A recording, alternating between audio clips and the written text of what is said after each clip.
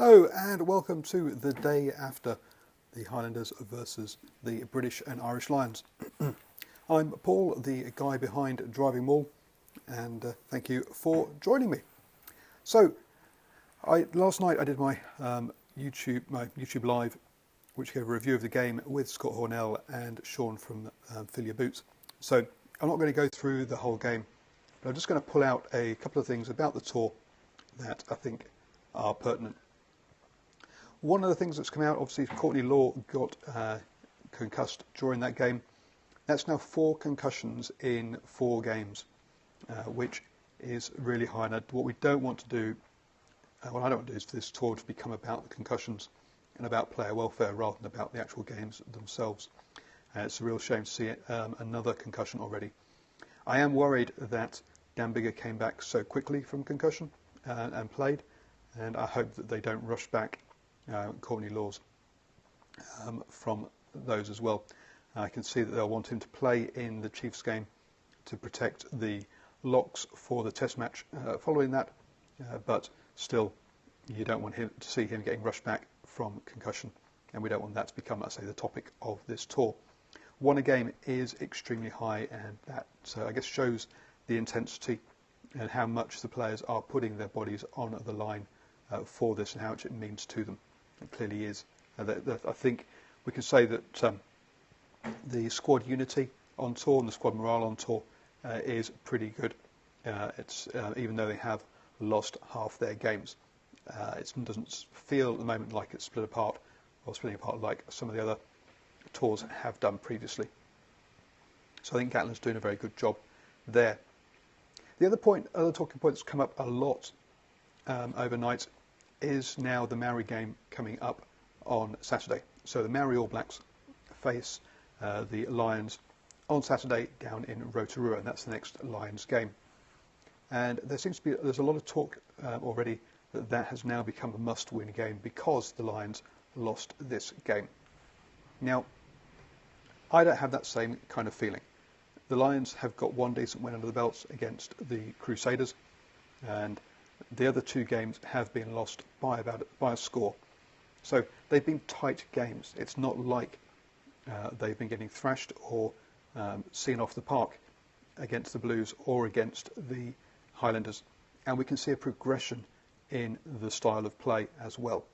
The Highlanders played deeper and faster to try and negate the fast line speed of the Lions, and it showed a change there.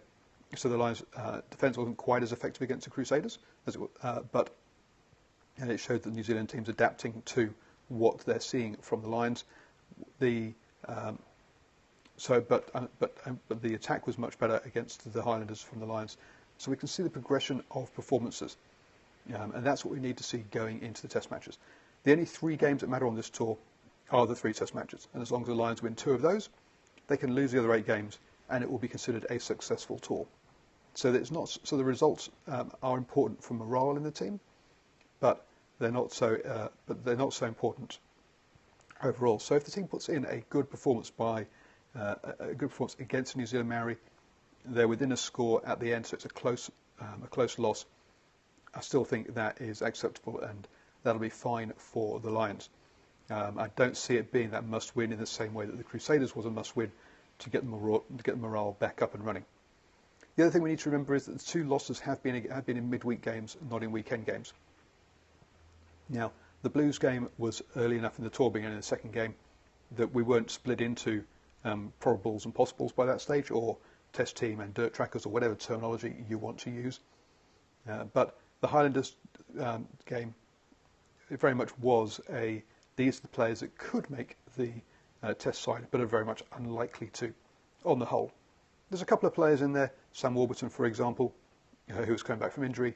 You've got CJ Stander in there, who's a possibility probably for the bench rather than for the starting 15 because of the lack of number 8s in the squad and with Moriarty being injured.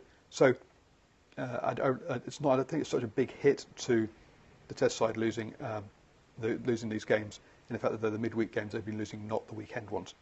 And I think a good performance is enough. It's not a must-win game. So those are my initial thoughts, that are banging around in my head after the day after the game.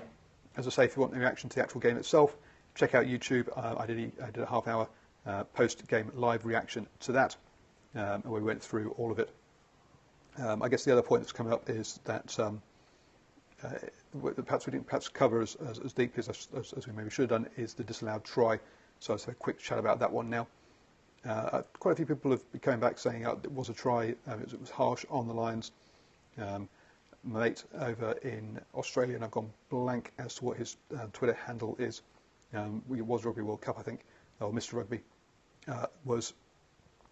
showed an extreme slow-mo, showing that he had just about contact, or just had contact just as it touched and then released contact. It was one that could have gone either way by the TMO, and it's one that if it was given against my team, I would have probably been a little bit upset. Not onto the internet saying that the TMO should be hung upset, but a little bit aggrieved that the opposition had got away with something. So I'm happy with how that went. It could easily have gone either way, and I don't think it's as egregious as a lot of people are kind of perhaps suggesting. So those are my thoughts post-game.